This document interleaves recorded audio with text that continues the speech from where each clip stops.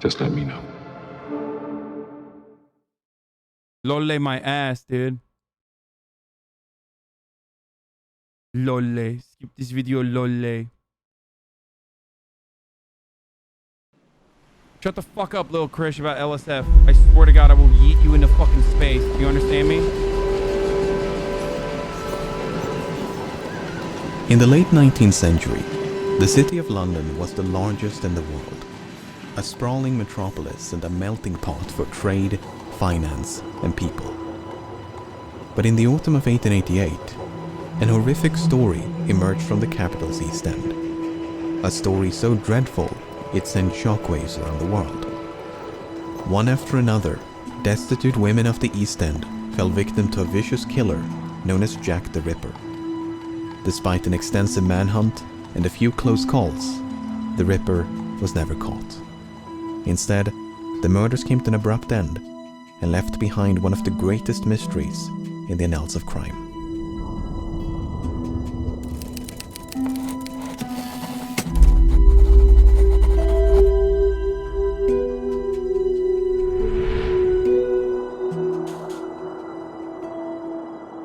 In the East End of London, there's a district known as Whitechapel. In the late 19th century, Whitechapel was known for its overcrowded slums, where many of the capital's poor and unemployed had taken refuge. Day and night, an army of policemen would constantly patrol this labyrinthine network of dim-lit streets, courts, and alleys. One such place was a narrow passage known as George Yard. Near the north entrance of this passage was a residential complex known as George Yard Buildings. It was the morning of August the 7th, 1888, when an upstairs tenant named John Reeves headed out for work. Upon reaching the first floor landing, Reeves encountered the body of a woman lying upon her back in a pool of blood. Horrified by the sight, he stumbled down to the street below in search for help. Constable Thomas Barrett was the first officer on the scene. He was soon joined by Dr. Timothy Killeen, who conducted a brief examination. The woman had been stabbed 39 times, primarily in the chest and abdomen. Dr. Killeen estimated that she had been dead for, quote, about 3 hours, thus placing the time of death at approximately 2:30 in the morning. The woman had likely been attacked where she was found, as no blood was found beyond the staircase landing. But this was strange, as none of the tenants in this crowded building had heard a single cry for help or a disturbance of any kind. One exception was Amy Hewitt, a tenant who claimed to have heard a lone cry of murder. But this was early in the evening of August the 6th, and the scream had emanated from outside the complex. Hewitt further explained, "The district round here is rather rough, and cries of murder are a frequent, if not nightly occurrence." The victim was eventually identified as 39-year-old Martha Tabram. Tabram was a mother of 2 and had separated from her husband many years prior. Her last known address was 19 George Street, a common lodging house less than 300 meters from the site of her death. Tabram had made a living through prostitution, and one of her associates was a woman named Mary Ann Connolly. Connolly testified that on the evening of August the 6th, she and Tabram had been out drinking with 2 soldiers. Then, shortly before midnight, the party of 4 had separated. Connolly took her client into Angel Alley, while Tabram guided hers into neighboring George Yard. It was the last time she saw Tabram alive. Barely 2 hours later, Constable Barrett had spoken to a soldier loitering near the north entrance of George Yard. The soldier had told Barrett that he was, quote, waiting for his mate who had gone away with a girl. Half an hour later, Tabram is presumed to have died. Both Connolly and Barrett were called upon to identify the soldiers, but all those accused could provide an alibi. One had been at home with his wife, another at an army base, and yet another in a completely different part of the city. This was enough for Inspector Edmund Reed, the lead investigator on the case, to abandon this line of inquiry. Connolly and Barrett, having both picked out the wrong men, they could not be trusted again, as their evidence would be worthless. Even if a soldier had been responsible, no one could deduce a motive. The people of Whitechapel might have been accustomed to crime and violence, but the sheer brutality of this attack was as frightening as it was confounding. The crime is one of the most brutal that have occurred for some years. For a poor, defenseless woman to be outraged and stabbed in such a manner is almost beyond belief.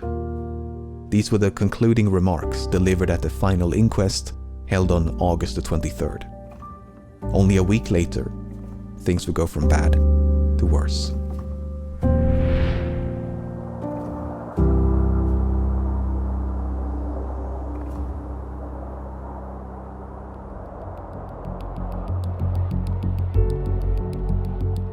On the morning of August the 31st, a man named Robert Paul left his home on Foster Street and headed for work. After making a right turn into Bucks Row, he spotted a man standing in the road.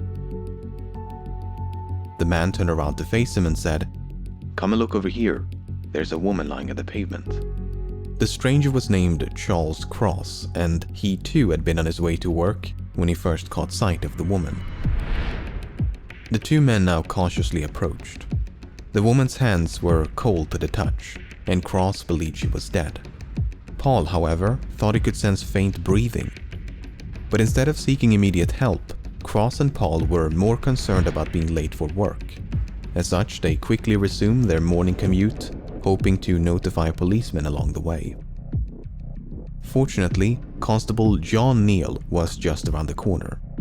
Neal was equipped with a lantern and found the woman lying on her back with a deep cut across the throat.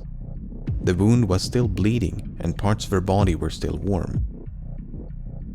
He was soon joined by Constable John Thane, who was sent at once to fetch a nearby doctor. Upon his arrival shortly after 4 o'clock, Dr. Reese Llewellyn estimated that, quote, "She had not been dead more than half an hour." In other words, Cross and Paul had likely found the woman mere minutes after she was killed. Furthermore, 3 officers had patrolled the vicinity just a few minutes prior. Constable Neal had last inspected Bucks Row at approximately 3:15. So too had Sergeant Henry Kirby, whereas Constable Thane had merely passed the end of the street, none of whom had seen nor heard anything amiss. Upon the body's removal to the mortuary, a shocking discovery was made. Apart from 2 incisions in the throat, the woman had also been, quote, "disemboweled." No organs had been removed, but Dr. Llewellyn found, quote, "several incisions running across the abdomen." He also believed that the killer possessed, quote, "some rough anatomical knowledge, for he seemed to have attacked all the vital parts." The victim was quickly identified. Her name was Mary Ann Nichols, and she had turned 43 just 5 days before the murder. Nichols had at least 6 children, and her last known address was a common lodging house at 56 Flower and Dean Street. On the night of her death, Nichols had been turned away from a lodging house on Thrall Street as she lacked the funds to pay for a bed. Seeking to raise the money through prostitution, Nichols had then ventured down Osborne Street before meeting her friend Ellen Holland. The two of them shared a brief exchange, but Nichols was visibly drunk. When they parted ways around 2:30, Holland saw Nichols staggering eastward along Whitechapel Road. Barely an hour later, she was found dead. Apart from the body itself, the killer had left nothing in their wake. No blood trail, no murder weapon, no witnesses. Inspector Joseph Helson, the lead investigator on the case, stated that, quote, "not an atom of evidence can be obtained to connect any person with the crime." While the Nichols case ground to a screeching halt, its similarities with the Martha Tabram case had not gone unnoticed. In both cases, the attack had been needlessly ferocious, and there was no discernible motive. Both victims were prostitutes of roughly the same age and moved in the same circles. The only meaningful difference was their injuries. Tabram had been repeatedly stabbed, whereas Nichols had suffered multiple slash wounds. Differences aside, the prevailing assumption was that the same deranged individual had committed both murders, a conviction that would only grow stronger in the days that followed.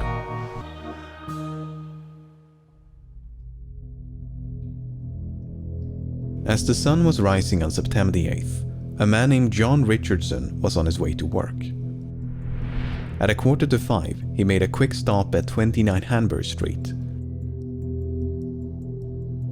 He went through the entrance and out the back door by way of a cramped hallway. I think it's absolutely ridiculous that, like, this isn't, you know, whenever the fuck, like, what is it, like 18th century, 19th century, but these murders are happening to sex workers and nobody gives a shit about it. Like, the police don't give a shit about it. The people don't give a shit about it. And in 2021, sex workers still get fucking murdered. And unironically, you know, the attitude is not all that different. Even in this day and age. Just something wild to consider that, like, you know, we still absolutely do not give a single fuck about sex workers. Like, we just don't. You know? Literally not true? Yeah, dude, totally. No, as a society, we certainly do care a lot more about sex workers, dude. You're so correct about that. Yeah. So correct.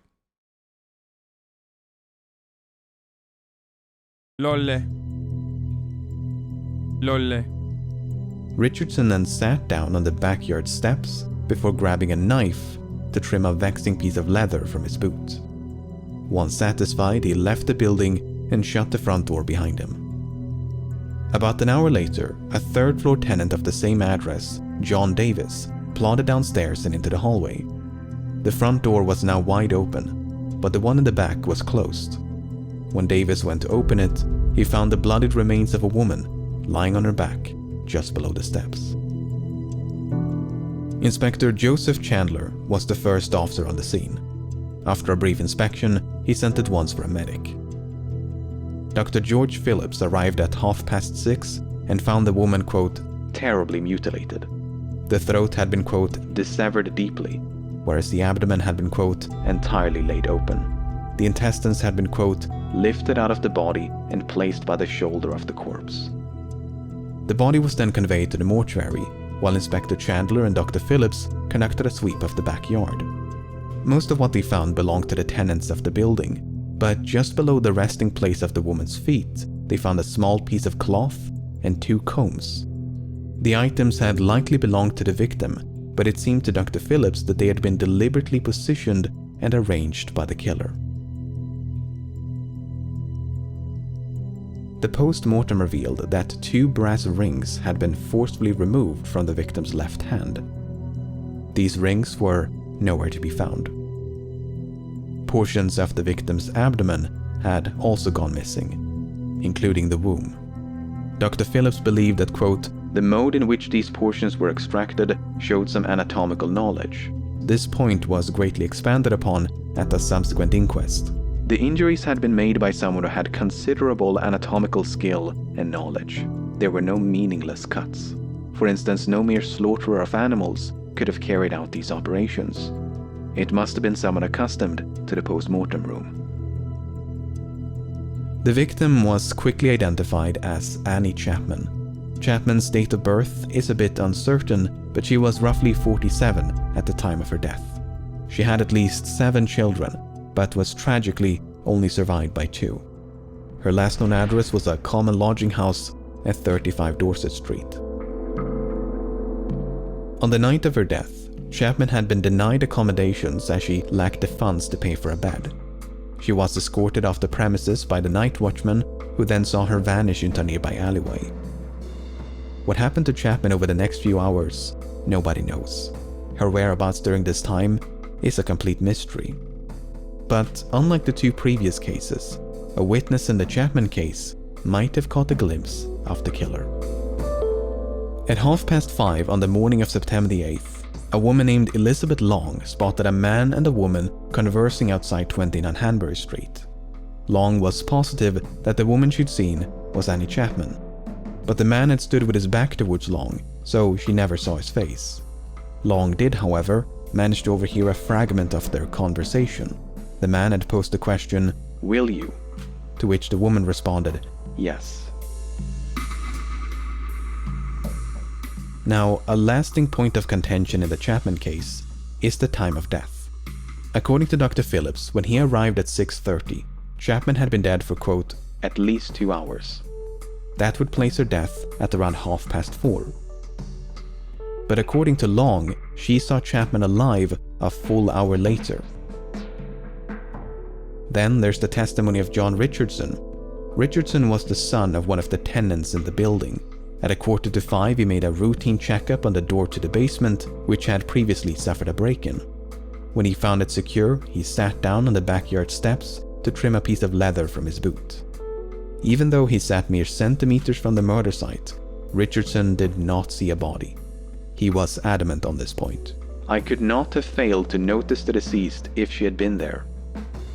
To muddle the timeline even further, there's the testimony of Albert Kadosh. About 20 minutes past 5, Kadosh had gone through the backyard of 27 Hanbury Street when he heard voices coming from nearby. They were barely audible, however, and Kadosh had only made out the word "no."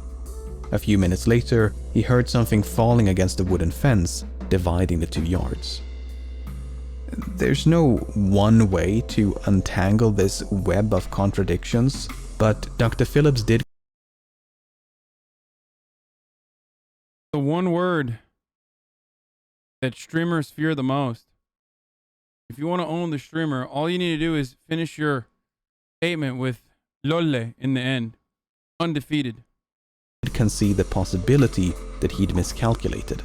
That, quote, "the coldness of the morning and the great loss of blood" had skewed his opinion, which was largely based on the warmth of the body.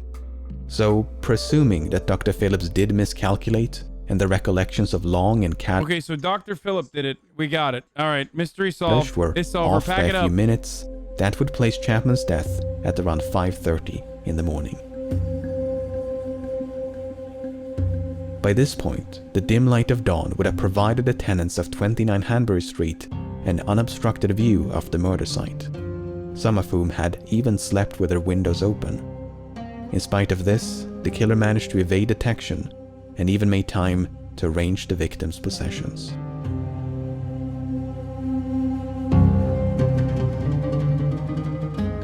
As the tally of victims gradually mounted, the public grew increasingly anxious. They were not only frightened by the murders, but frustrated with the police and their perceived incompetence. Even across the pond were the efforts of the police fiercely criticized. "The London police and detective force is probably the stupidest in the world." What these mocking quotes and illustrations failed to capture were the overwhelming odds stacked in favor of the perpetrator. The police were up against someone who seemingly struck without motive, someone who left no murder weapon and few witnesses. On top of that, the East End was severely overcrowded, while the police were understaffed. As one newspaper put it, "A man in the East End of London is a grain of sand, as invisible and almost as much beyond identification amid the masses." At no point would this become more apparent than during the events of September the 30th.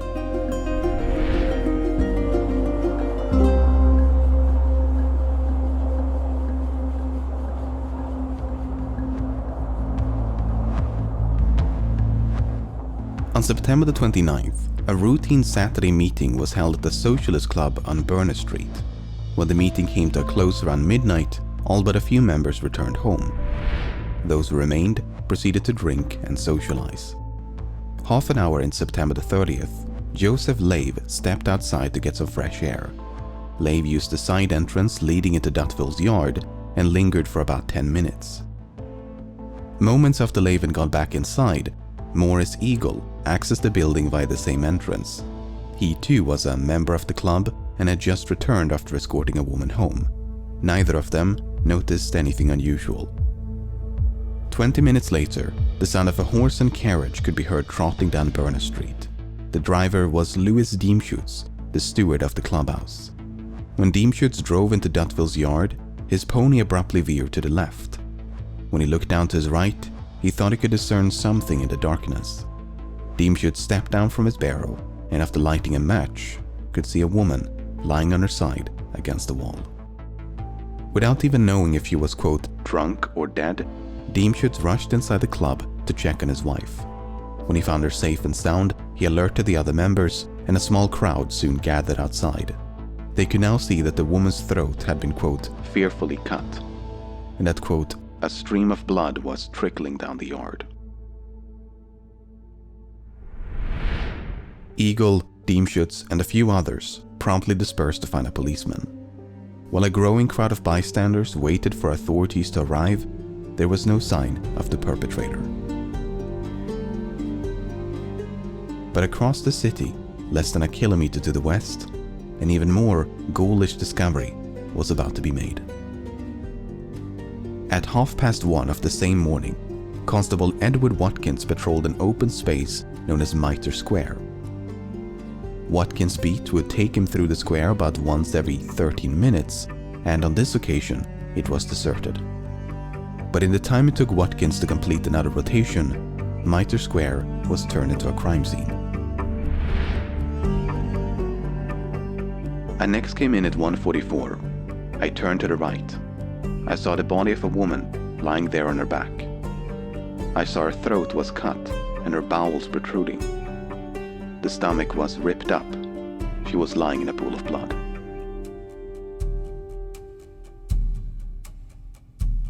Dr. George Siqueira and Dr. Frederick Brown soon converged upon the scene. They found terrible injuries inflicted upon the woman's face, throat, and abdomen. The intestines had been, quote, drawn out to a large extent and placed over the right shoulder. Among the many lacerations to the face, Dr. Brown noted that, quote, the lobe and auricle of the right ear was cut obliquely through. Based on their expert opinions, coupled with the testimony of Watkins, the woman had died within minutes of her body being found.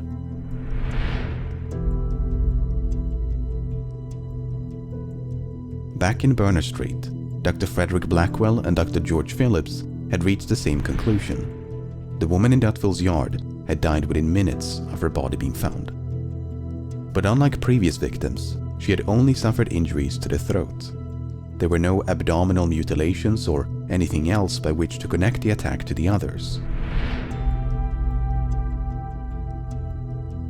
But the murder in Dutville's yard and the one in Mitre Square were separated by less than 1 kilometer and some 45 minutes.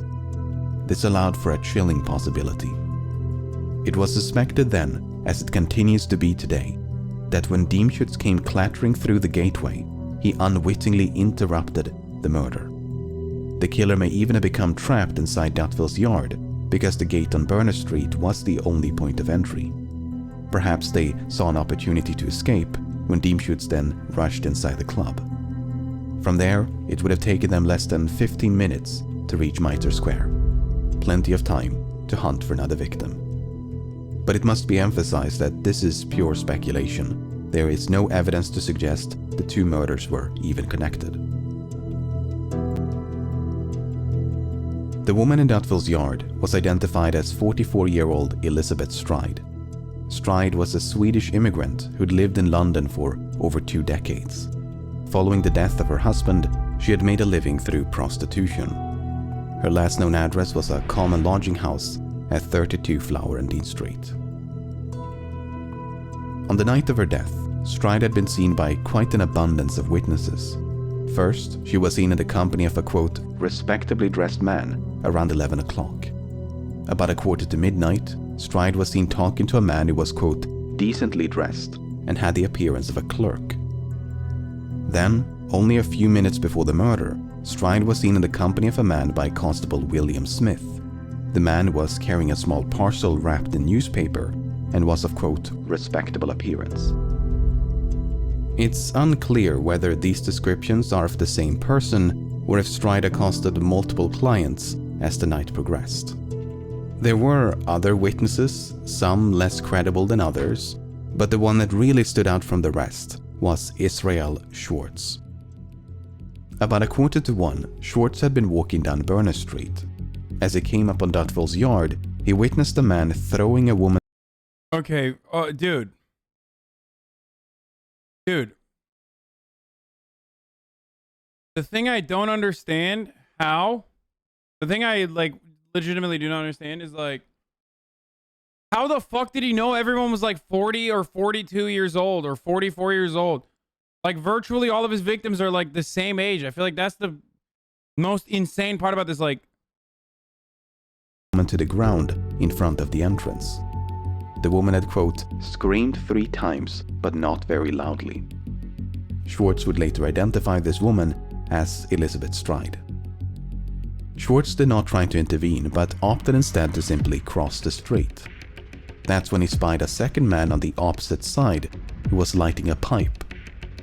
The man who attacked the woman then appeared to address the second man by shouting the name Lipsky. The pipe smoker then proceeded to follow Schwartz before eventually breaking away. When taken at face value, this story... Chatter be like, maybe they lived only till 50 back then. Yeah, maybe because this motherfucker was gutting them, dude. He's like responsible for half the fucking... He's responsible for the decline in the fucking life expectancy of women in London, I feel like. The story appears to suggest that the killer had an accomplice by the name of Lipsky. This was indeed the interpretation of some government officials. But Inspector Frederick Abeline, one of the lead investigators on the case, had a very different interpretation. You see, the name Lipsky had gained notoriety in 1887 when a Jewish man by the name of Israel Lipsky was convicted of murder. Owing to the publicity... Yeah, we gotta figure out if they had comorbidities. And like, you know, women were dying a lot back then. Can we just age adjust these women? Actually, if you age adjust like the victims of Jack the Ripper to fucking, you know, New York at the time, like you would find out that like, you know, there were plenty of people dying in New York too. So yeah, I just like, this is completely irrelevant to the conversation, but like also, you know, fucking, yeah, I'm Joe Rogan. Like Jack the Ripper doesn't present a serious threat, I think. Of that case, the surname Lipsky had become an anti-Semitic slur. Abeline therefore deduced that the... Death is not funny, bro. I draw the line here. I will be getting my knowledge from Aiden now. Plus, you have finger paint. That's pretty funny. The man who shouted Lipsky was directing an insult at Schwartz, who was described as having a, quote, strong Jewish appearance. The man with the pipe, meanwhile, may have been an innocent passerby who became frightened along with Schwartz. Whether Abeline's interpretation is correct, it's doubtful we'll ever truly know. Nevertheless, Schwartz's account is compelling, as he conceivably witnessed the moment when Elizabeth Stride was attacked. Back in Mitre Square, a large crowd of spectators had assembled upon the scene, all driven by their morbid curiosity to get a glimpse of the body. The post-mortem revealed that the killer had extracted a few organs, including the womb and left kidney. According to Dr. Brown, this extraction required, quote, a good deal of knowledge, which he likened to that. Bro, doctors love him, dude. Every doctor's like, bro, this guy's fucking sick. Like every autopsy so far, they're just like, yo, dude. Oi, mate. This guy's fucking bloody brilliant, mate. He's fucking bloody brilliant, mate. Can you fancy some ivermectin, yeah? That's what they're saying, like, all the time. This guy, he might be one of us, you know? He's fucking good, yeah?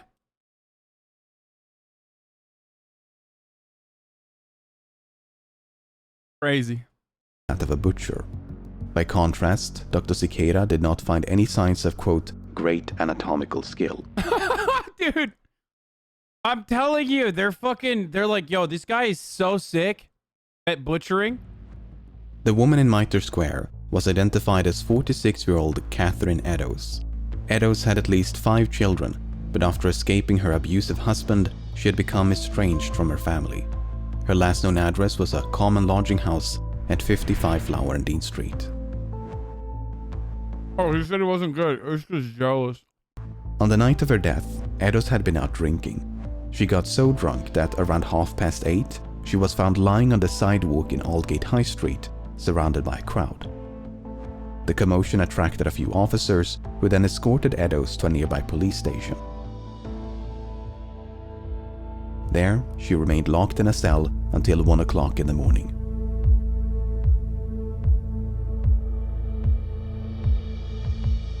After being released from jail, Edos was likely spotted in the company of a man in the vicinity of Mitre Square. Only one of the 3 witnesses, Joseph Lavende, had paid close attention to the couple. The man had the appearance of a sailor and wore a quote, reddish handkerchief round his neck. While Lavende did identify the woman as Catherine Edos, he never saw her face. Nevertheless, this sighting was only made some 10 minutes before Edos' body was discovered by Constable Watkins. What's so incredibly tragic about the Edos case is how narrowly the killer escaped justice. First of all, the only private residence in Mitre Square was occupied by a policeman and his family. They had slept right next to an upper floor window overlooking the murder site. Second of all, a night watchman and retired policeman had been cleaning a warehouse within earshot of the murder site. He would routinely hear the footsteps of patrolling officers, yet heard nothing at the time of the murder. Finally, Constable James Harvey Who could it have been then? had glanced into Mitre Square at roughly 20 minutes to 2. That's right in between the sighting by Lavende and the body's discovery. Harvey should have had an unobstructed view of the murder site, yet he failed to notice anything suspicious. Was it too dark? Was the killer standing just a few meters away, cloaked in shadow? Did one or more witnesses get the time wrong? Classic bobbies. While the killer did ultimately escape, they did not do so without leaving a trace.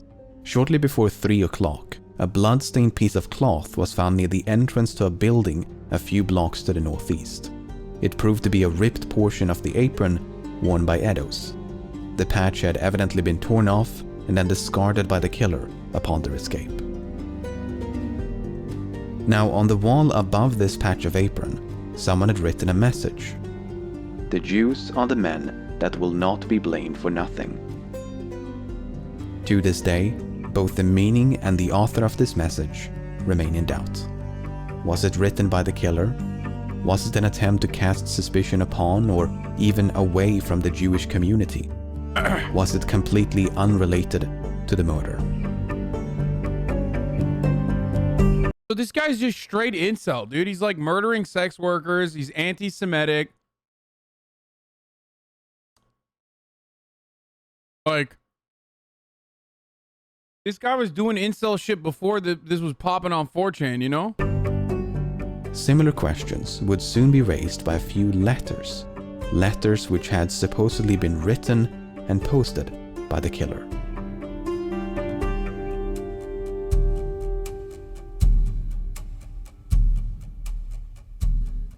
Three days before the murder of Elizabeth Stride and Catherine Edos, the Central News Agency of London received a letter in the post, the author of which claimed responsibility for the recent murders and to be planning for the quote, next job. Then, in the aftermath of the 2 killings, the same agency received a blood-smeared postcard. It contained details about the atrocities, which the author described as a quote, double event. On the off chance that the letters were genuine, the police decided to make them public. The hope was that That was a terrible idea. Now you're gonna have fucking copycats. And numerous other people that would like fuck up the investigation.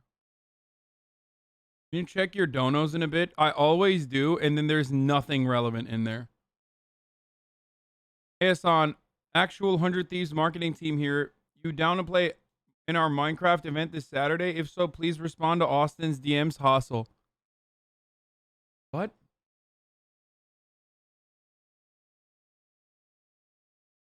I don't know.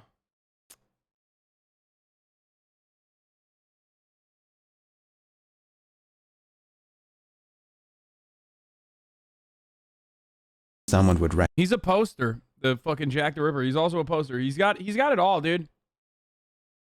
The one thing he doesn't have is ad avoidance at the top of the hour. Because at 6, There's a 60-second ad break coming for you. You know what I mean? Because it's top of the hour every hour. Now, of course, you never saw it coming, just like, Jack the Ripper hiding in the shadows. But there's a thing you can do to avoid those ads, right? And that is, of course, calling a bobby, or the most competent way is with the subscription. You can subscribe for $4, or you can subscribe for free with a Twitch Prime if you have a Twitch Prime, or you can use an ad block or a VPN. But Twitch Prime is free as long as you have an Amazon Prime account that you've stolen from someone. So here's the outbreak now. Recognize the handwriting. Unfortunately, no one ever did. Instead, it merely served to advertise the name with which the letters had been signed. Opinions on the letters' authenticity were divided back then and continue to be today.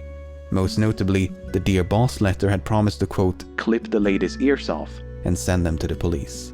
The police never received such a package, and neither of the two victims had had their ears removed. But you may recall that the right earlobe of Edo's had been, quote, cut obliquely through. Was this a botched attempt by the killer to keep their promise? Or was it merely one of numerous lacerations with no connection to the letter? The content... Oh man, they're gonna be so embarrassed. Why are people saying 1 of 3, 2 of 3? The ad break is literally over, dude. What the fuck? It just ended. Like, what are you fucking crying about?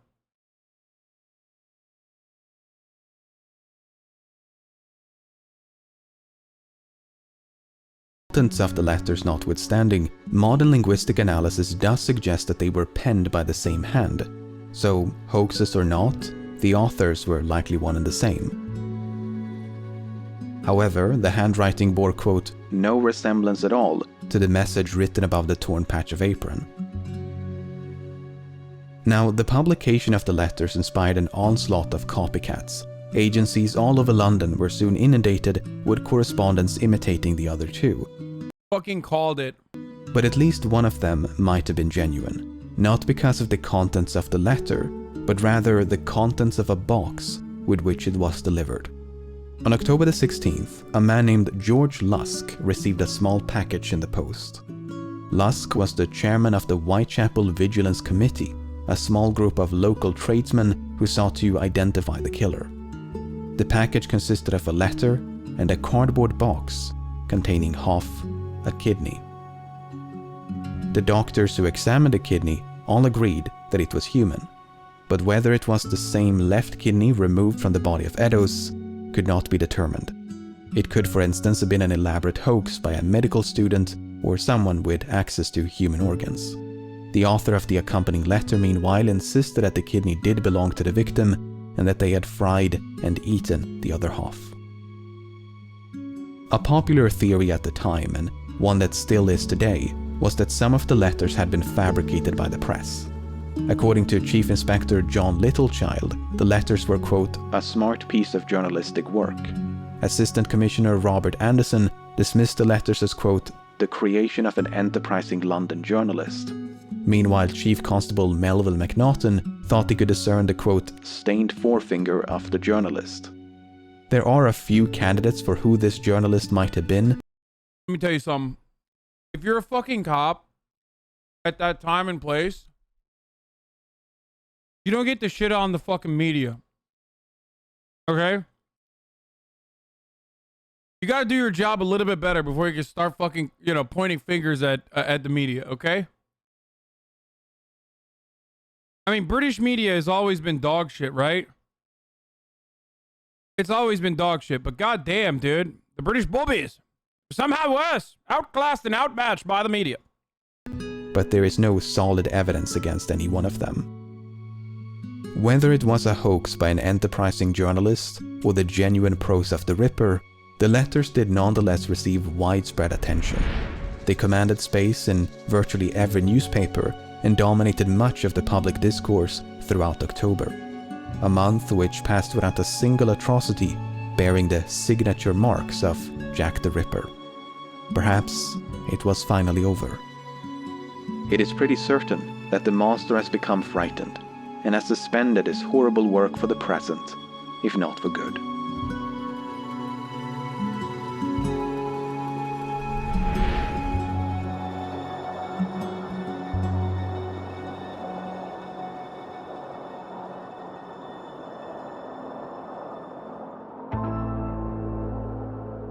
On the morning of November the 9th, a merchant and property owner named John McCarthy was going through his bookkeeping.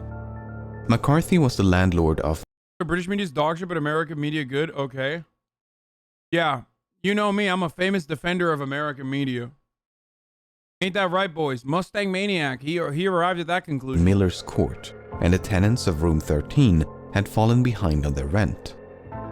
McCarthy sent at once for his assistant, Thomas Boyer, to collect the money at 11:15.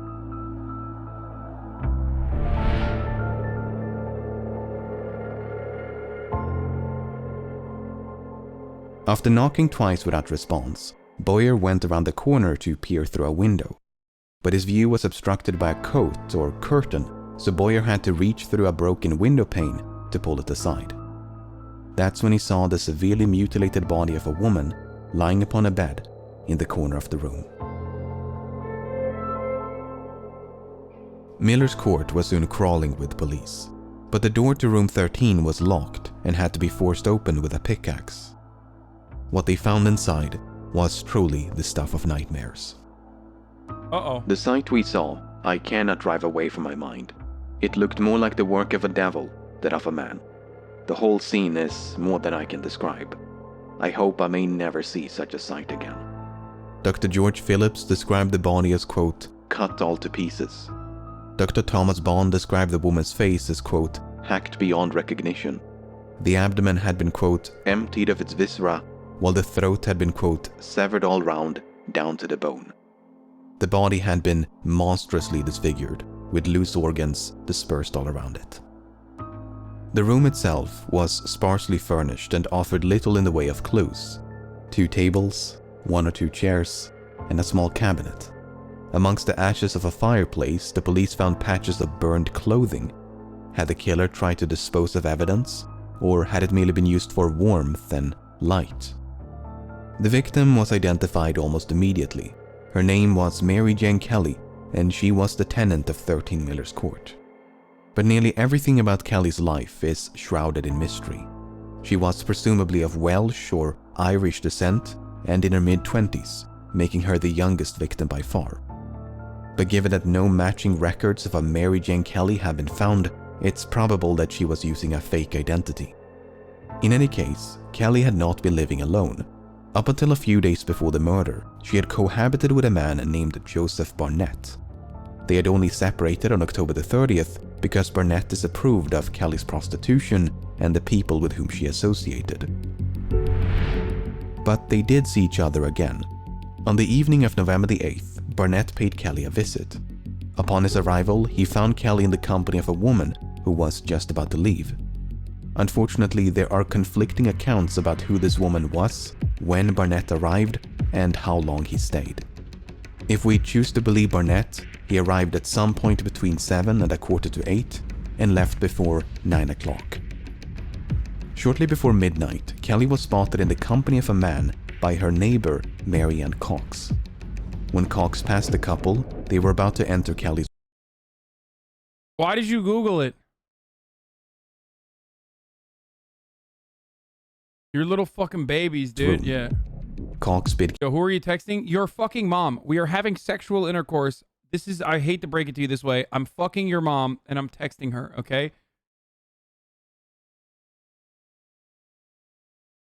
Kelly good night, but she was, quote, very much intoxicated and barely able to respond. Once they had gone inside, Cox could hear Kelly singing.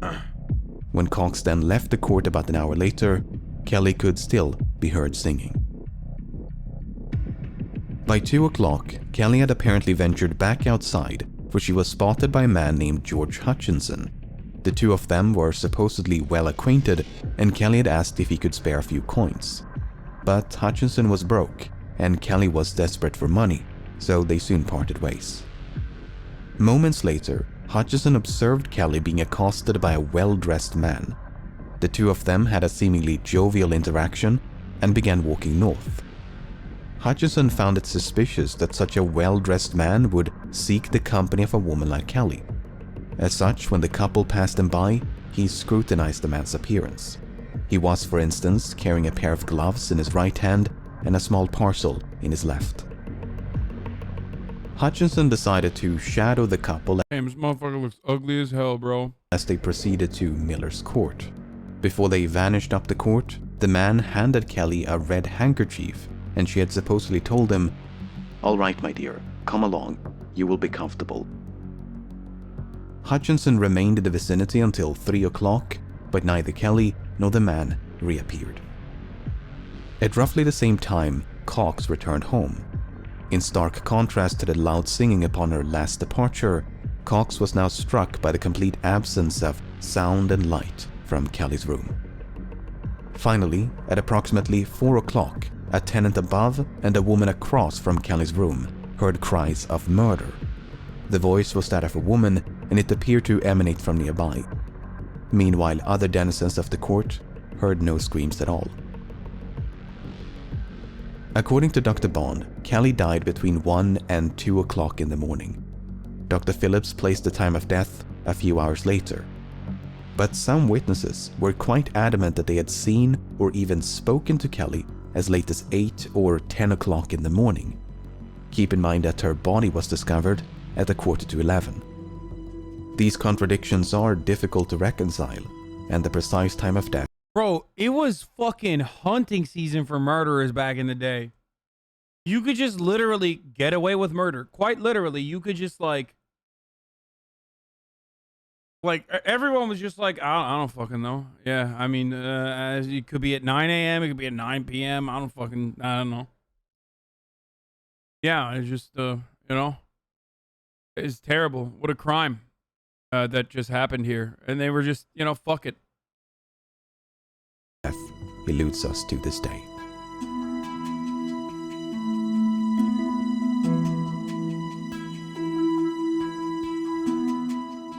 Mary Jane Kelly is typically regarded as the Ripper's final victim. Along with Mary Ann Nichols, Annie Chapman, Elizabeth Stride, and Catherine Eddowes, she is part of the canonical 5, the 5 victims most likely to have been slain by the same hand. Martha Tabram might have been a victim of Jack the Ripper, but opinions are divided. The same is true of at least a handful of other cases. All you had to do to not get away with murder was not be next to the body when the police arrived to get away with murder? Yes. Fuck! We can't find him, sir. Why? Well, he was not near the body when we found the body. All right then. Chip chip. Cheerio. Carry on. Even the canonical 5 are not without controversy, so the total number of victims is a matter of debate. Presuming that Kelly was indeed the final victim, one has to wonder why. Why did the murders come to such a sudden end? Did a Ripper give in to fears of being caught? Were they imprisoned for a different crime? Perhaps they succumbed to an illness or committed suicide. Could they have migrated to another country? Perhaps they deliberately changed their modus operandi to confuse the police. The possibilities are virtually endless, which means there is no shortage of suspects.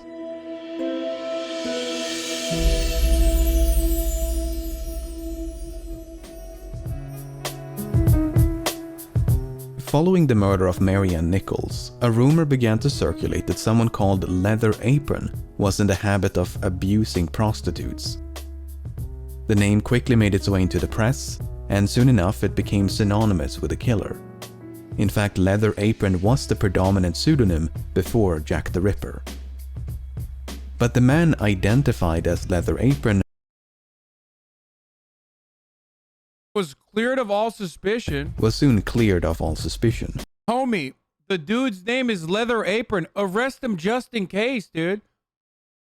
Back then, I feel like they would just arrest you for being an immigrant. You might as well throw him in the cage, too. Oh, yes.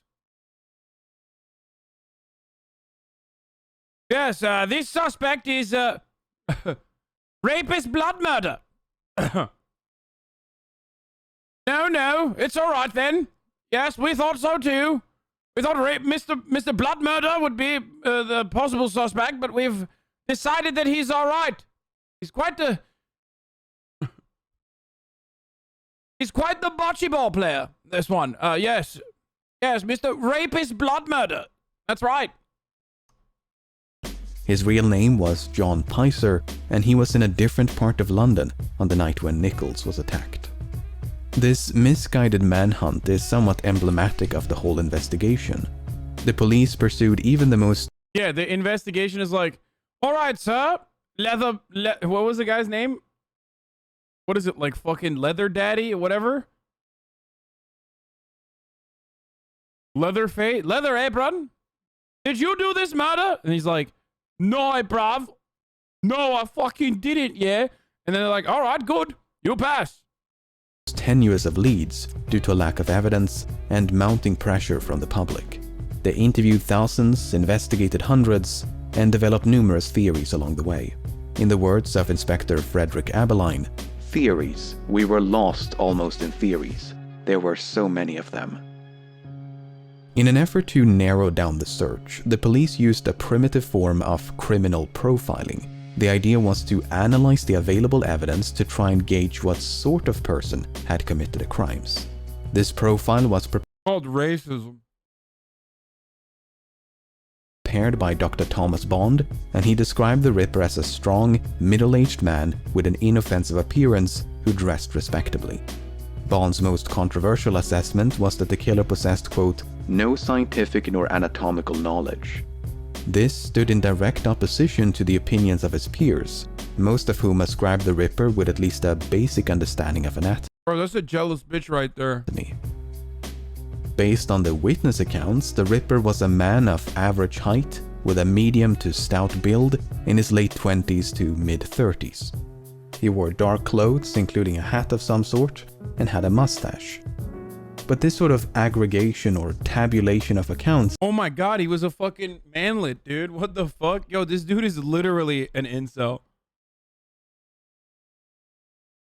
Oh, just kidding. This is like way back in the day. I guess that's like average height, right? 5'7" makes you like tall in like 1888. Can be quite deceptive. Not only are many details inconsistent, but they could be describing entirely different people. For all we know, none of the witnesses ever laid eyes on Jack the Ripper. So much is up for debate that one can build a case against almost any suspect. Some have even entertained the possibility that the Ripper was a woman or possibly a man disguised as a woman. While Jill or Jackie the Ripper is an interesting theory, it has failed to achieve any widespread support. What is rarely in dispute is that the Ripper was either a resident of or otherwise familiar with the East End. After all, he managed to narrowly evade capture. Yeah, being 6'4" back then, they probably would have fucking, you know, I don't know, sent like 10 5'3" guys to like apprehend me, because it would take more than like a couple, you know, so they could put me in the circus as a freak. Capture on multiple occasions, which implies intimate knowledge of byways and patrol routes. He likely had some form of employment, as the murders were committed around weekends and public holidays, and he may have had some degree of anatomical knowledge. With this unshakable profile in hand, let's take a closer look at a few suspects. The question is, where do we even begin? According to criminal profiler and FBI Special Agent John Douglas, the Ripper was not only a local, but was likely interviewed by the police. If Douglas is correct, the Ripper might be someone we've already met.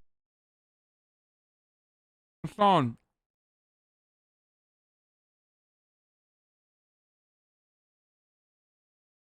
Urgent message. Please stop association height with being an insult. I'm sure many short kings in the chat are hurt by your words. Even if you are joking. I say this is a 6'1" king. Thanks.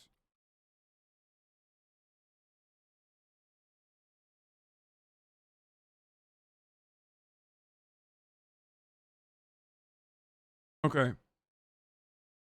There's a difference between short kings and manlets. Okay? There's heightlets too. Or whatever.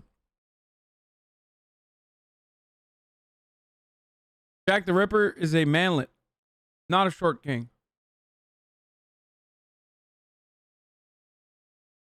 Urgent message! The Council of Talls has decided that you are no longer 6'1". No one over 6 foot ever posts stuff like urgent message in a chat. You have now been relegated to 5'11" status. Dun dun dun. It's over. Pack it up. He met either a witness or a person close to one of the victims. What about John Richardson, the witness in the Chapman case who... Chatter is right. I should have said lole in the end. You're now 5'11", lole. Sat down on the backyard steps to trim a piece of leather from his boot. Richardson was indeed suspected by the police, but they found, quote, not a shred of evidence against him. His mother also lived on the premises, so he had good reason to be there.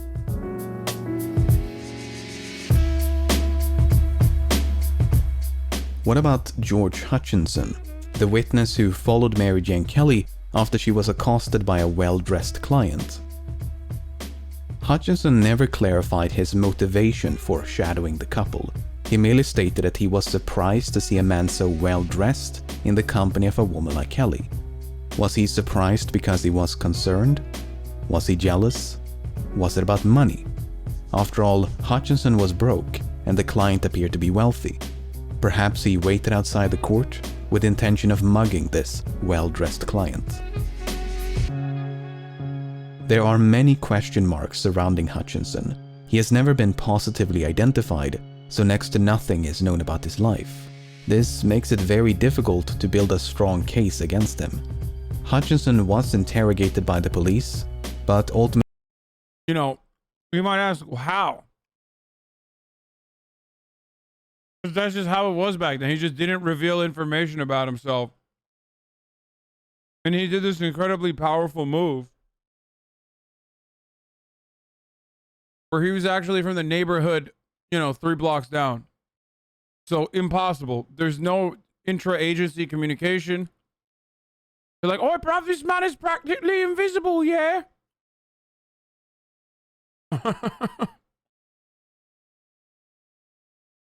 Ultimately convinced Inspector Frederick Abeline that he was telling the truth.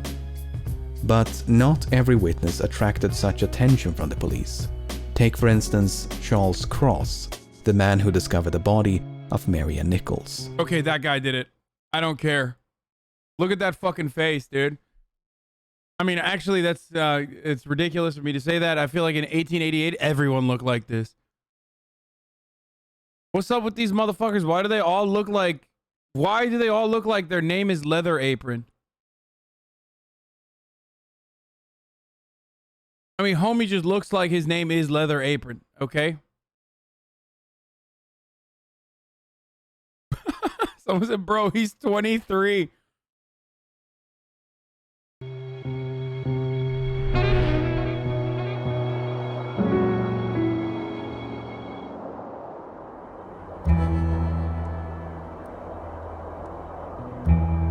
On the morning of August the 31st, Charles Cross left his home on Doveton Street and headed for work. When he turned into Bucks Row, he happened upon the body of Marianne Nichols. Moments later, he was joined by Robert Paul, and events transpired as previously described. Yo, how the fuck can't they connect like one of the suspects to every single area, dude? That's what I don't understand. Like, there's gotta be... Well, I guess they didn't really have any fucking... they talked about it as like they defunded the police back then. So that's why they didn't have resources. But it's like, how do you not have like one fucking witness that you can ask? Like, just ask the witnesses like, have you ever seen this fucking bloke, yeah? You know what I mean? And then one of them is gonna be like, oh, bruv, yeah, I did. And then boom, that's it. That's your fucking... you whittled away your suspects. You know what I mean? Like... I feel like it's not that complicated. Unless it's like 6 different killers. But we thought it was the same guy, right?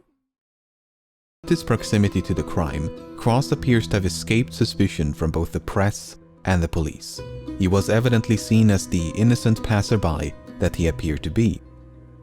But in recent years, that perception has been challenged. The argument is that Cross was in the act of committing the murder when he was interrupted by the approaching footsteps of Paul. Cross then concealed the murder weapon and portrayed himself as someone who just found the body. Oh my god, that's literally the Among Us strat. So he did an Among Us strat. But wouldn't he be like bloody all over? I don't understand. The injuries inflicted upon Nichols would be consistent with an interruption, as they were less severe than those of later victims. What's interesting about Cross is that he likely testified under a false name. He claimed to be employed as a carman, and his address was given as 22 Doveton Street. But surviving records show that in 1888, this address was occupied by a man named Charles Lechmere. Lechmere was also employed as a carman, and on at least one occasion went by the name Charles Cross, as it was the surname of his stepfather. Well, this fucking idiot, dude. He gave a fake name or his stepfather's name, but then gave the real address. What a dumbass. Oh my god, how did this guy literally murder so many women, dude? Oh, Jesus Christ. It was so easy to be a murderer. Back then, it's not even funny. It's so stupid. It's literally him. Like, he just... Like, yeah, bro, it's this address. I'm a different guy, though. My name is Charles Cross. Don't look me up, all right? I'm a common.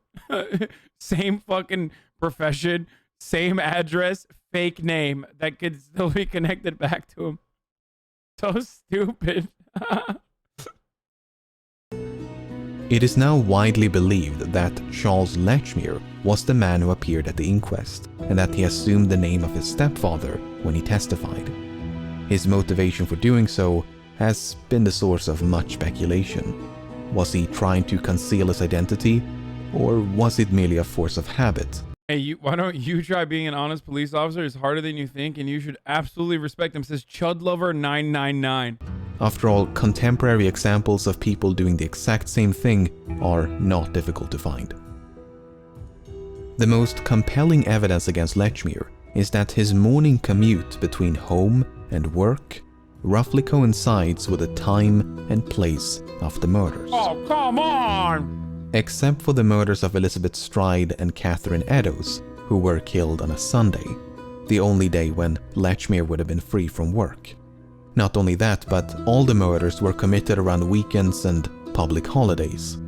Why would a man who supposedly timed the murders with his morning commute gravitate towards days of rest? In any case, Lechmere's mother lived a few... I don't know, maybe because he knew the routes? If he's literally a carman? If he's actually a carman? few blocks south of Burner Street, the neighborhoods around which is also where Lechmere spent his childhood. As such, it's speculated that Stride and Eddowes were killed after Lechmere paid a late-night visit to his mother. While he claimed to be employed at a delivery firm known as Pickford's, there are no surviving records of his employment. To be fair, though, you can't, like... Can't they even take time off back then? I feel like they just, like, chopped your fucking hand off if you were no longer doing your carman job. This is like... I mean, they literally were just like, yeah, we're gonna fucking kill you, mate. You're not coming to work, you're fucking dead, yeah? If he did work for Pickford's, there is a fair chance that he delivered meat and would thus have been exposed to slaughter and blood on a daily basis. Lechmere remained in East London until his death in 1920 at the age of 71. While there is no evidence of Lechmere ever being suspected by the police, it is difficult to believe that he was completely overlooked. Many case files have not survived, so any doubts investigators might have had could have long since disappeared. Now, a witness who definitely attracted attention was Joseph Barnett.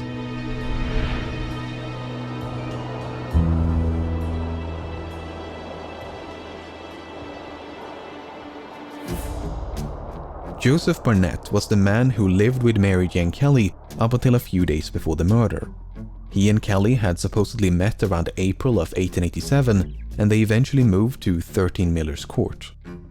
Barnett was employed as a fish porter, but for reasons unknown, he lost his job between July and August of 1888. From that point onwards, the couple struggled to pay rent, and Kelly resorted back to prostitution. Now, those who believe that Barnett was the Ripper view his loss of employment as a turning point. The argument is that Barnett was so overcome with guilt and anguish for driving Kelly back to prostitution that he went on a murder spree, murdering one local prostitute after another in a desperate attempt to frighten Kelly off the streets. While most of this is pure speculation, it is... Wow, dude, foolproof, by the way. Like, have a conversation with your wife. Or it's 1888, for fuck's sake. Just be like, you're not allowed, you're a fucking woman, yeah, you're not allowed to do whoring. And then that's over. It's like conversation done. Instead, this motherfucker was murking the competition, bro.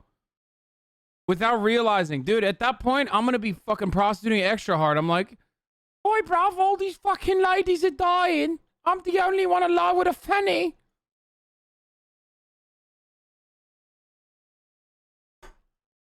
I'm just saying, without my commentary, this would be an entirely different work of art, okay? It's true that Barnett disapproved of Kelly's prostitution. You may recall that Barnett separated from Kelly on October the 30th because he disliked the prostitutes with whom she associated. Kelly never went on the streets when she lived with me. She would never have gone wrong again, and I should never have left if it had not been for the prostitutes stopping by the house. This might further explain why Kelly was the Ripper's final and most viciously mutilated victim, the implication being that Barnett felt rejected by Kelly and wanted revenge for the breakup. According to Barnett, he did pay Kelly a visit on the evening of November the 8th, but they had parted. Oh my god, okay, I don't know about all the other ones, but this guy for sure murdered his wife. Oh, Jesus Christ. This guy for sure. Okay, Joseph Barnett. Like, how the fuck did these guys get away with it? Oh my god, I'm losing my mind. I mean, they were just chopping. They were just like literally chopping women nonstop. Bro, what the fuck? Unquote, friendly terms. He then supposedly went home, played a card game until 12:30 before going to bed. Now, Kelly is presumed to have died in the early hours of November the 9th, so Barnett could have returned to Miller's Court sometime after midnight. While the police did subject him to 4 hours of interrogation, Barnett was ultimately released without charge. Then there's the matter of the locked door. When the police arrived at Miller's Court, they had to force the door open with a pickaxe. This raised an important question. How did the killer lock the door behind him? According to Barnett, the key to room 13 had been missing for some time. Because of this, he and Kelly would, quote, open the door by reaching through the broken window. The door was said to be equipped with a, quote, catch lock, and evidently locked itself upon being closed. If that's true, mystery solved. But even if the door was not self-locking, there's still an obvious solution.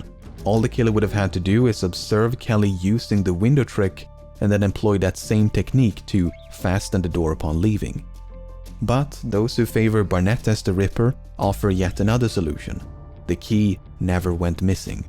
Instead, Barnett is said to have stolen the key and then used it on the night of the murder. These solutions are all equally valid, and it's impossible to know which one is correct. There is a slight variation of this theory which states that Barnett did murder Kelly, but was not the Ripper. Instead, he merely emulated the Ripper to deflect attention away from himself. He's parasocial chatter, dude. Please cut the hair, I'm gonna cry. Again, this is pure speculation, but the murder of Kelly did somewhat differ from the rest in that it was committed indoors. Barnett remained in the East End until his death in 1926 at the age of 68. While it's only natural for suspicion to fall upon witnesses and acquaintances, Victorian detectives did pursue other lines of inquiry. One prominent theory was that the Ripper suffered from insanity, and a prime suspect in that category is Aaron Kosminski.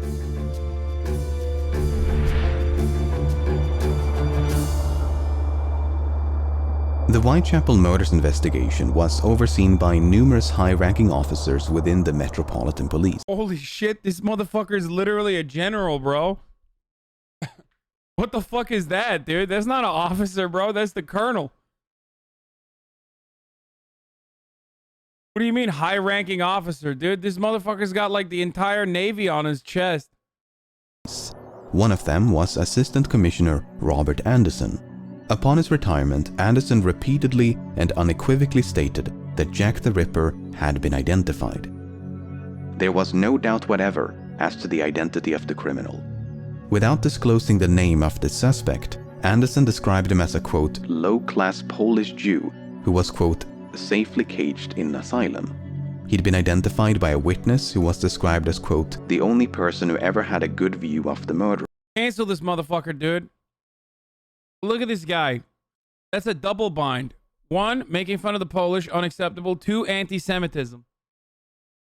That's right. We're coming for you, Sir Robert Anderson.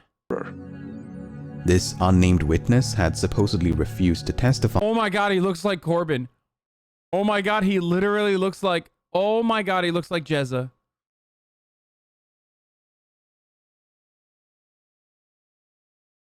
Wow. Because the suspect was, quote, a fellow Jew. I am almost tempted to disclose the identity of the murderer, but no public benefit would result from such a course. While Anderson never revealed the name of the suspect, his colleagues were a bit more forthcoming. Chief Inspector Donald Swanson revealed that his surname was Kosminski. Yet another high-ranking officer, Melville McNaughton, described Kosminski as a homicidal and misogynistic resident of Whitechapel. Surviving records show that an Aaron Kosminski was admitted to a psychiatric hospital in 1891. Aaron was indeed from Poland, he was Jewish, and had lived in Whitechapel. He suffered from auditory hallucinations and a paranoid fear of being fed by others. He was trained as a barber, but had, quote, not attempted any kind of work for years. It's unclear when his mental health began to decline, but upon being institutionalized, Aaron was deemed to be harmless. He was, quote, quiet and well-behaved, and, quote, apathetic as a rule. Only on rare occasions would he get, quote, excited and violent. However, Or you know, if they called you a misogynist back then, you must have been pretty bad. Yeah, like, how do you get considered a misogynist in like 1888? Like, what the fuck are you doing? You're just like slapping every woman you see or something?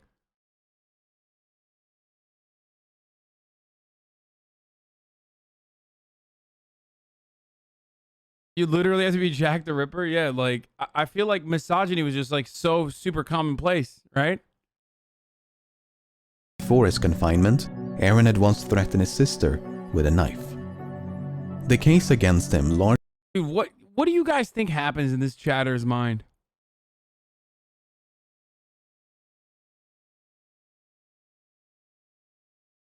Like, what do you think is going on in this guy's mind? He like created a sock account. He's been following for 6 hours. Okay. And he's just like, we don't know the long-term side effects of the vaccine. Idiotic take. Long-term side effects of the vaccine are not known yet. And now he's like, hey, Himbo, have you heard about Milley's coup against Trump? U.S. top general secretly called China over fears Trump could spark war. Report. Milley, fearful of Trump's rhetoric, called China to promise the U.S. wouldn't strike, book says. Milley secretly secured nuclear codes, called China in the final days of the Trump presidency.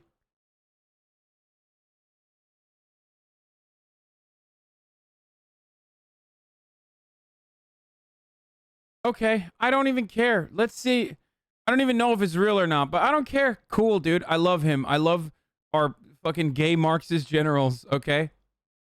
Yeah, he should give the nuclear codes to China instead, actually. Largely hinges upon the claims made by Anderson, Swanson, and McNaughton, especially the claim that an unnamed witness identified a suspect named Kosminski.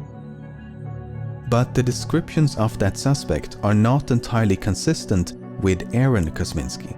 For instance, McNaughton stated that the suspect had been, quote, removed to a lunatic asylum about March 1889. Aaron was first confined in 1891. Swanson wrote that the suspect had been, quote, sent to the asylum and died shortly afterwards. Aaron was still alive at the time and spent nearly 3 decades in psychiatric care. As such, can you imagine if people had the voice of the internet back when the polio outbreak happened? The same reaction? Human beings are just mind-numbing? Dude, what do you think it was different, dude? There's photos from the fucking Spanish flu. There's literally photos of like cops yelling at fucking anti-maskers.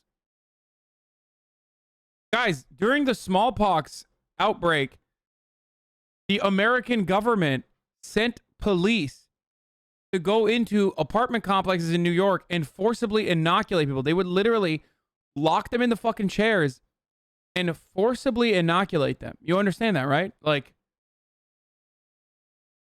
now, of course, the irony is now the situation is much worse because our police force is a bunch of fucking psycho chuds. Even then, back then, they were psycho chuds too. But like now they're anti-vaxxer psycho chuds themselves.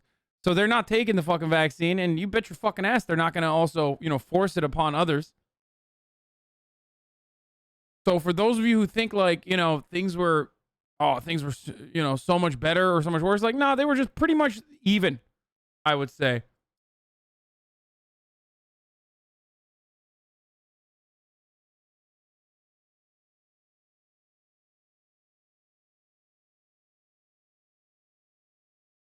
Also, just a good time to remind everybody that the #1 cop killer in this country for the past 2 years is now COVID. Not the Black Lives Matter protest, it's just COVID. Just straight COVID, okay? Just murdering cops nonstop. Fucking just ripping through the police force, okay?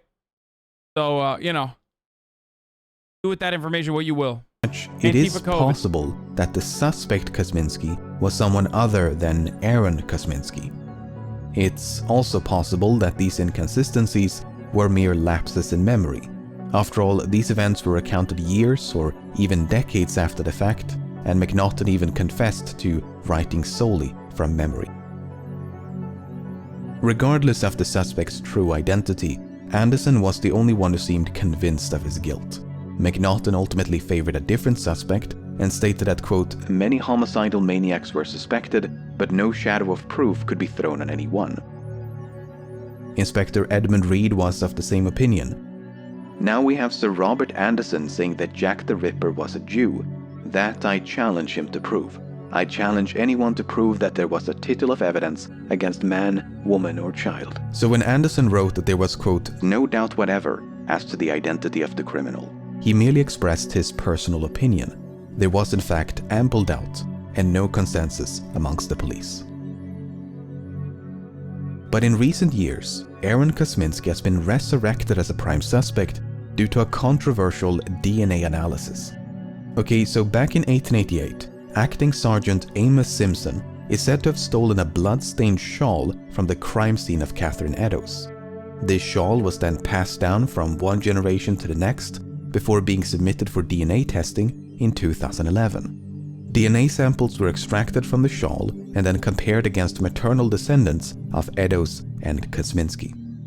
In both cases, it was a match. If the subsequent news coverage is to be believed, the mystery has now been, quote, definitively solved. Aaron Kosminski was Jack the Ripper. But as you can imagine, it's never quite that simple. First of all, the provenance or chain of custody of the shawl is severely lacking. There is no evidence of a shawl being found at the crime scene, nor is there any evidence of Simpson ever being at the crime scene. Furthermore, a destitute woman like Eddowes is unlikely to have owned such an expensive item. Wait, which one was the Kosminski guy?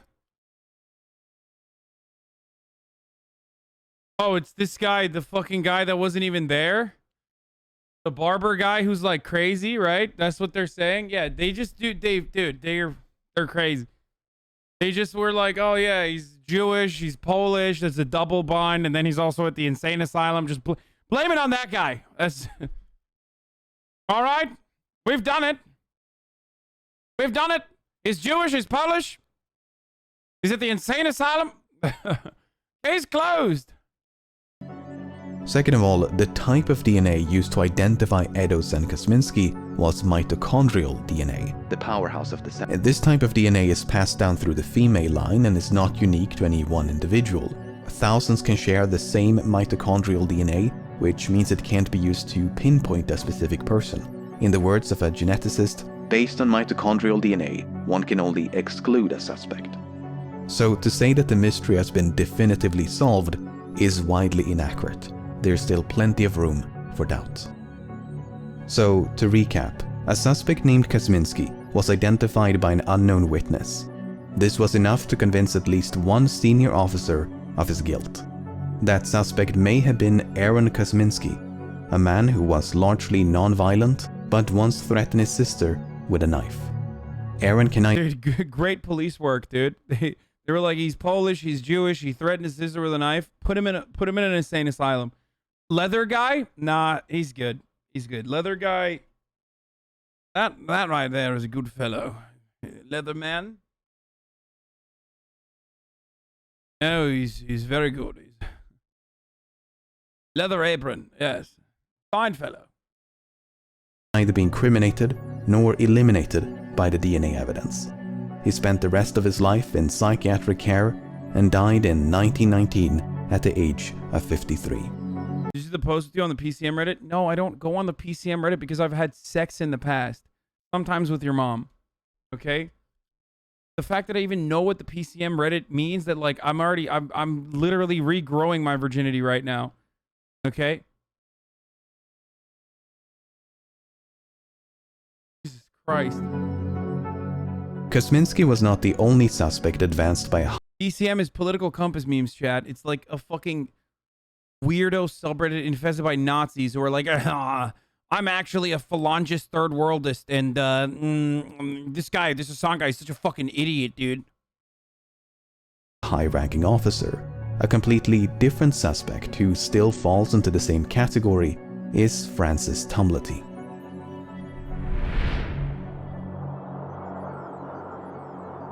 Pog, I'm soy facing over political compasses. Pog.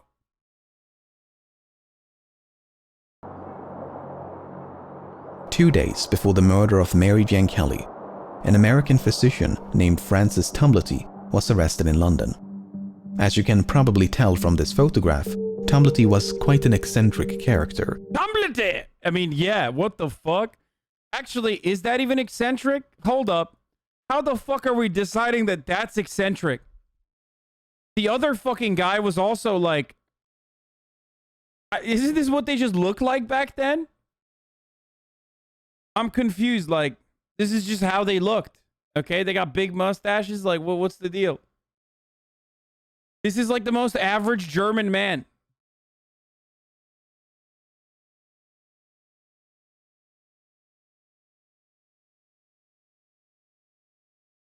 He's American, dude? Okay, that's weird then. Never mind. It's probably him.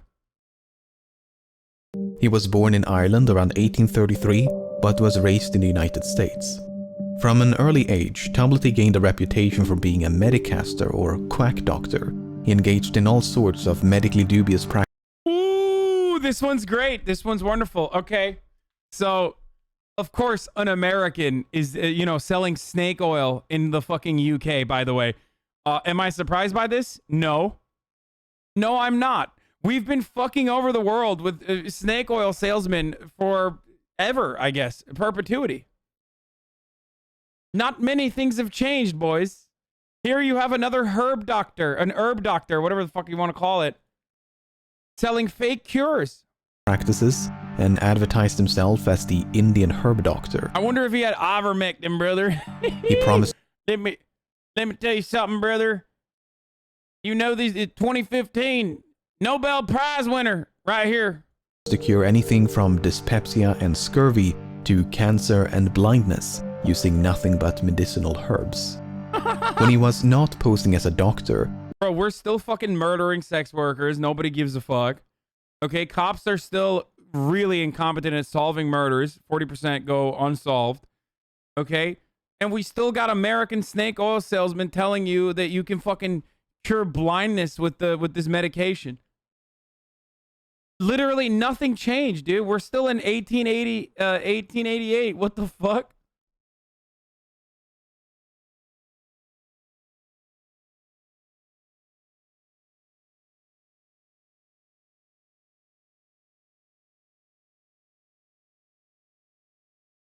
Tumblety was busy running from the law. He was either accused or convicted for crimes like theft and assault, attempt to induce a miscarriage, and manslaughter of a patient.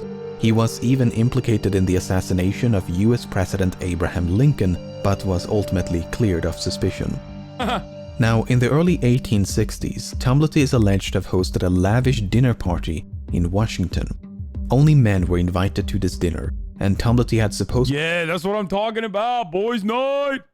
Let's go, dude. Classic incel fucking fake cures. Boys only dinner. expressed fierce hatred of women. Furthermore, he showcased a cabinet in his office in which he stored a vast collection of jars filled with anatomical specimens, some of which were said to contain the wombs of, quote, every class of woman. Oh my fucking god, dude, arrest this man, bro. What are you guys doing? Yo, that's like literally go to jail. Like what do you want? What more do you fucking want, dude? That's jail time, right? Bro, they would literally throw you in jail if you were Jewish, but they wouldn't throw you in jail if you're an American who's like, why, yes, of course I love to collect the womb of every class of woman. Jail. What do you want? In 1869, Tumblety ventured across the Atlantic and visited England for the first time. By his own admission, he roamed the Like, to be fair, I don't even care if he's not Jack the Ripper. I want him to go to jail, okay? streets of London until he became familiar with every part of it. He advertised himself as the Great American Doctor and had a few skirmishes with the police. After a few more voyages between the old world and the new, Tumblety found himself in London in the autumn of 1888.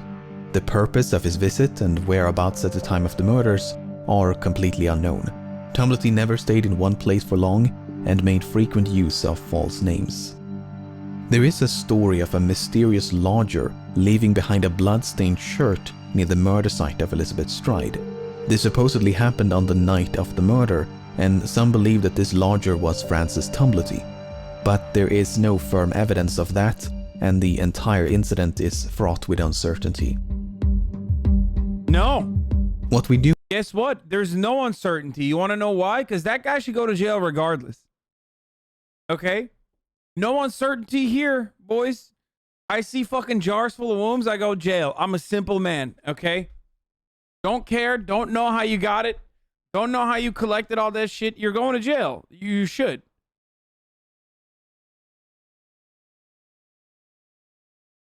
I don't know if I'm crazy for this one, but you know, straight up, that's a massive vibe check failure.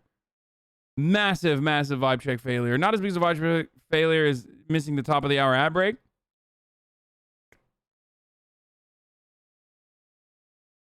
I got so excited that I stumbled over my words.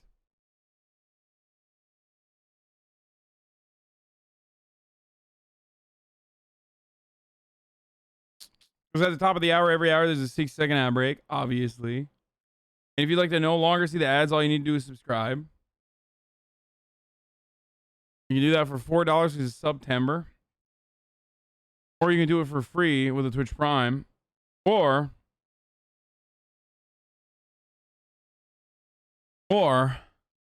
you can use an ad block or a VPN, but Twitch Prime is free.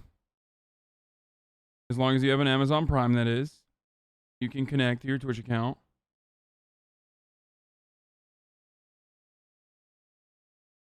Here's the 1-minute ad break now. Oh, thank you, George, with no last name. You know is that Tumblety was arrested in London on November the 7th. According to the press, as well as Tumblety himself, he was arrested on suspicion of being Jack the Ripper. 2 days later, Mary Jane Kelly was found brutally murdered, and it's unclear whether Tumblety was still in custody or had already been released on bail. Nevertheless, he was ultimately charged with 4 counts of gross indecency, which had nothing to do with the murders. But Tumblety had no intention of standing trial. Instead, he made his way across the English Channel boarded a steamship under a false name, and fled back to America.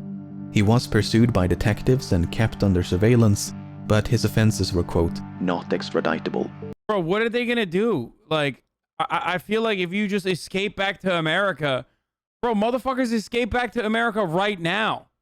We welcome the fucking fake news people with open arms. We let Dr. Andrew, well, ex-Dr. Andrew Wakefield come and have a fat mansion in fucking Austin. You know what I mean? Back then, there was no shot. It's like, absolutely dastardly. The American has escaped. Yes, he's on the other side of the pond. There's absolutely no way to apprehend him now. As such, Tumblety remained in the United States and never returned to England. So to recap, Francis Tumblety was a misogynistic medicaster who was in London at the time of the murders. He even showcased a collection of wombs, and the Ripper did indeed extract the womb from 2 of his victims. I mean, he sounds like the perfect suspect. Perhaps a bit too perfect. There is no doubt that Tumblety was in London in 1888, but the claim that he was a misogynistic collector of human body parts is extremely dubious. It can be traced back to a single article from December of 1888 featuring an interview with a man named Charles Dunham. Dunham had a long history of spreading misinformation and has been described as a pathological liar, a forger, and a conman. He was even convicted of perjury. As such, there is every reason to believe that this story is a complete fabrication. Okay, dude. Furthermore, Tumblety was both older and taller than the man described by most witnesses. Tumblety was said to be, quote, an enormous man who liked to dress in flamboyant and militaristic outfits. It's difficult to imagine a tall, pompous American sneaking around the streets of Whitechapel virtually undetected. On the other hand, it's unclear which, if any, of the witness accounts can be trusted. Then there's the matter of the rings. You may recall that 2 brass rings were stolen from the body of Annie Chapman. It's suspected that the rings were taken by the Ripper to be kept as trophies. Maybe I pulled the trigger too soon, okay? Sometimes we just gotta fucking chill out about the things that we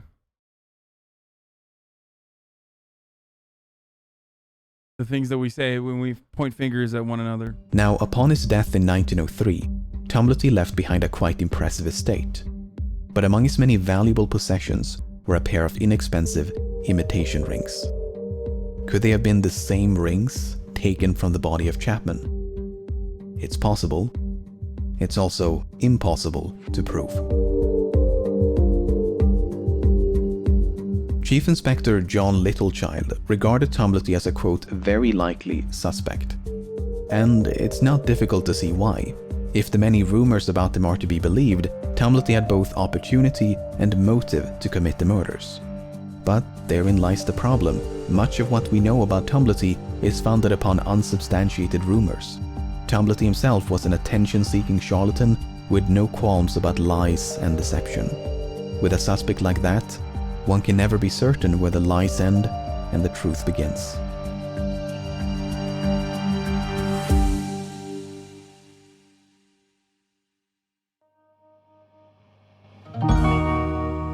To theorize about the identity of Jack the Ripper is to navigate a minefield of hearsay, sophistry, and contradictions.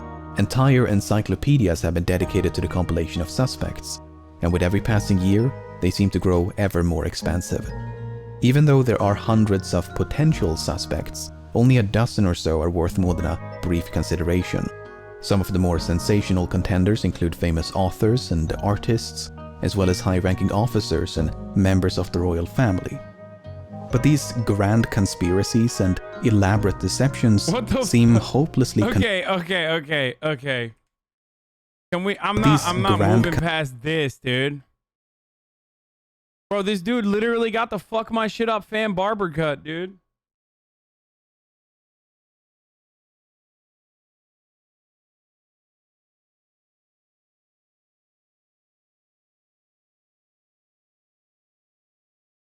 I mean, come on. conspiracies and elaborate deceptions seem hopelessly contrived against the sheer simplicity of a suspect like Charles Lechmere, an unassuming delivery man on his way to work. Personally, I remain unconvinced that Jack the Ripper has even been identified as a suspect. The few covered in this video are probable candidates, but it's still possible to make persuasive arguments against them. The same is true of all those left out by necessity. None of them can offer anything more than ambiguity and circumstance. With a suspect pool in the hundreds, that might seem improbable, but London was the largest city in the world, home to the largest port in the world. It was a city of millions, with a large population of poorly documented drifters. It's not difficult to imagine one lowly sailor, butcher, medic. But it's time, boys. It's fucking time. The killer was among us.